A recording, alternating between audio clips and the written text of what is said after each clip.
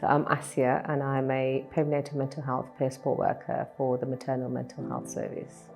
So I come with my own lived experience of baby loss. I had 2 miscarriages and I genuinely felt that there's a need out there for women who've had losses to find the right kind of support. My name's Beth and I currently live at home with my partner and my 6-month-old little boy Ruben.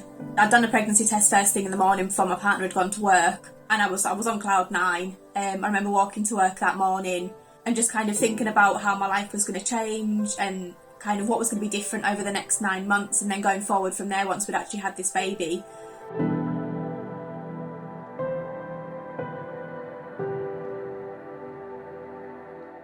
It was very, very early on, so from my point of view I felt like I shouldn't be making a big thing of this. Regardless of how far your pregnancy was, it was still a pregnancy.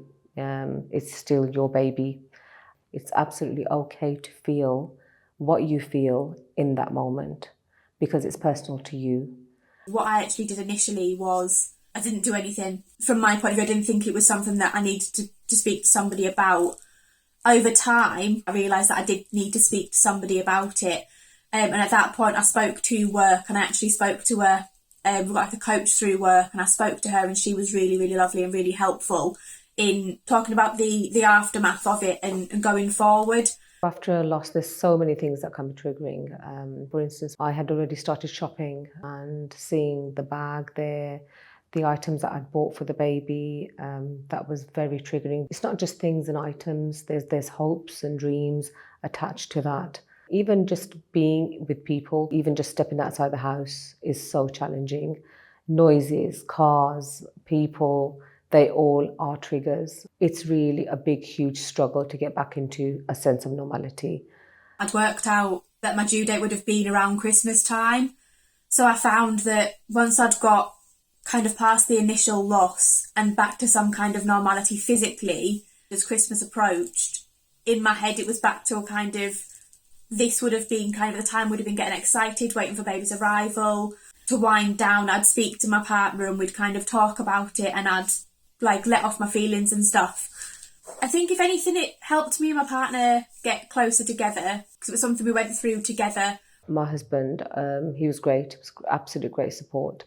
Went into autopilot, took care of everything. After a good few weeks had gone by, I asked him and I said, well, are you okay? And I remember him kind of becoming quite emotional because no one asked him how he was. For those who have a partner, do check in with them. Once you've had that time to yourself, it's important for them to talk about how they're feeling. My workplace was really supportive. I'd had contact with them. And they told me to take the time I needed, which was really lovely. I don't think I'd realised quite how big a pregnancy loss was because I'd only kind of had a little bit of time to process the fact I was pregnant before I'd lost the baby. So I actually went back to work within 2 days. I've had a lot of mums who have actually thrown themselves back into work because they think, I need that drive. I don't want to be thinking about anything. And I think my advice here would be for those women to actually speak to their employers and not be afraid of talking about their needs and what they need. They could ask for, bereavement leave. Some of them actually give counselling services and flexible working hours as well. They could work from home if it's such a job that they can work from home. I've spoken to a few mums who actually going back into work weren't very comfortable with their colleagues knowing what had happened to them. And there are also women who don't mind talking about it. They want to be asked. They want that memory to stay alive of their baby. So it's about just having that conversation with the right person who can then let others know and create that environment where, you will feel that comfortable going back to. It was quite a bit further down the line that I actually opened up to some of my close colleagues. And from that, realised that actually miscarriage happens far, far more than people think and know about. I think when one person opens up about it, it opens doors for other people to think, actually, it's okay to talk about this. If you're in that position where you feel that you need to talk about your feelings, find a friend, Find somebody that you trust, that you feel comfortable with, share your feelings with, and then being able to access help and support if you feel that you need more. If you feel that, well, actually I'm not sleeping right, or you feel you're having other issues that you're not managing, speak to your GP about that you need extra help.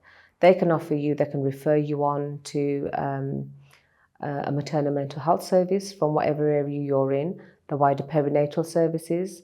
There's counselling support out there. Make time for your own mental health. Spend time, whatever makes you happy, reading, spending some time doing some mindful exercises, something to just help you feel better.